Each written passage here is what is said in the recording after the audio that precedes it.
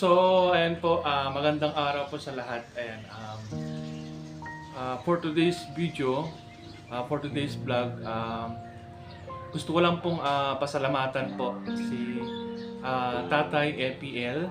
So, siya po yung nag-donate po sa akin ng aking gamit ngayon, itong electric wheelchair or rechargeable wheelchair. So, which is ano na po,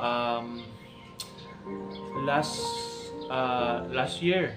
So mahigit isang taon na po ito nagamit ko. So last year January, so January, February, March, April, May, June, July. So 1 year, 7 months ko na po siyang gamit. So medyo ano pa naman, medyo okay pa naman yung takbo. Hindi pa naman pumapalya yung battery niya. So napakalaking tulong po ito sa akin kasi ako po is spinal cord injury. So malakas po yung mataas po yung tama ko. So nasa cervical spine po ko, C5, C6. So mula po dito sa may itong kamay ko dito, yan. So pababa po niyan, wala na po pakiramdam. So ito lang po pataas. Ito lang po yung may pakiramdam. Tapos sa mga kamay ko naman, so ganyan po siya, itsura niya. So dito sa may bandang dito sa taas dito, mayroong pakiramdam, pero dito sa baba wala. So bali kalahati po siya. Kalahati po yung may sensory dito sa kilikili ko, wala natin pakiramdam. So, and then mga kamay, so ganyan po yung itsura niya. So kung yung manual wheelchair yung gamit ko, so ang style ko doon, ito ang ginagamit ko noon. Kumbaga pinipress ko yung gulong noon para may tulang ko ng ganon. So parang system niya parang nagkaganon ako. So and then itong wheelchair na to, siyempre napakalaking tulong kasi siyempre ano siya, may controller siya. So at least hindi na ako masyadong nahirapan. Kasi kung ako lang din, hindi ko alam, pero siyempre sa kalagayan ko ngayon, hindi ko pa ma-afford bumili po ng ganitong wheelchair. So kaya thankful sa nag-donate po. Hindi rin po kayo siya nagpakilala, basta ang alam ko lang po na pangalan niya is yung kanyang YouTube name na EPL, which is ano po yun, parang ano yun, EPL meaning Edmonton Painted Limited, parang doon yata yung mga trabaho nila, para nagpipinta po. Yun lang po yung information na alam ko, pero yung identity po niya talaga hindi ko po alam. So ayaw niya na pong ipaalam, basta ang gusto niya sa akin, makikita niya yung wheelchair na gamit ko, masaya na po siya doon. So I'm blessed na may mga ganung pong tao na tumutulong. So kaya yun, and then maraming salamat din po sa lahat.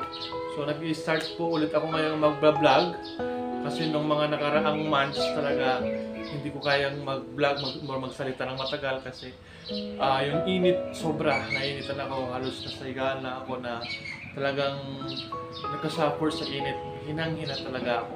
So ngayon medyo sometimes medyo ano na din, may mga ulan-ulan. So I'm starting vlogging again. Mag-vlog ako ulit sa abot ng aking power, kaya ng aking katawan. So sana po suportahan niyo po yung mga vlog ko, mga i-upload ko mga videos. So yung mga ginagawa po namin dito sa araw-araw. So about dun sa aming mga alaga. So sana po kasi i-start po namin ulit kasi yun nga hindi po masyado na asikaso kasi si Mrs. lang po ay hindi po niya kaya mag-isa yun. So yun, thank you so much po sa lahat. So ganito po siya. So ito po yung ayan po. So napakalaking yung tulong po yan. So ito lang po yung ginagamit ko yan. So likot tayo. Ayan.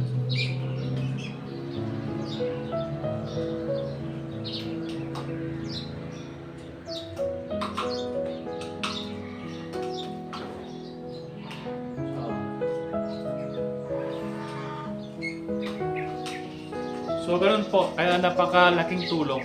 At least hindi ko na siya itutulak na ganon, manual.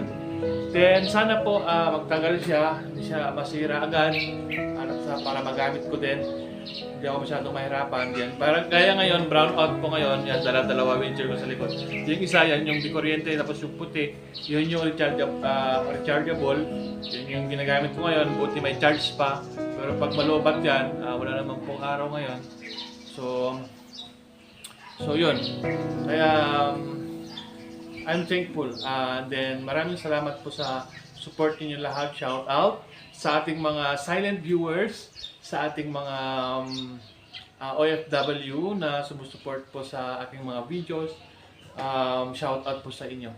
So maraming salamat, and shout out na pala sa aking Uncle Chris. Ayan, as kay Auntie, ayan, shout out po sa inyo tita dyan sa Hawaii.